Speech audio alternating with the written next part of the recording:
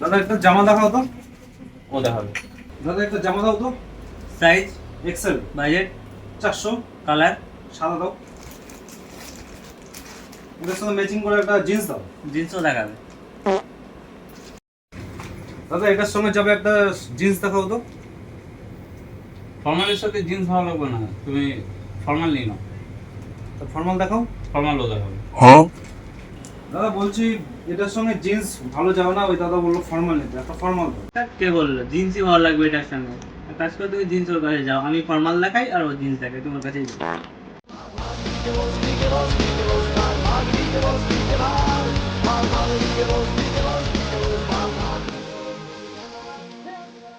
ঠিক আছে দাদা, একটা বেল্ট তো দেখাও।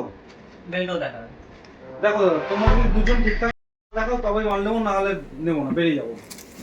দাদা কি হয়েছে? কি মাল ফাল দেখাচ্ছ না, এ বলছে ওদিকে, এ বলছে এদিকে, এরকম করলে হয়? কি লাগবে বলো?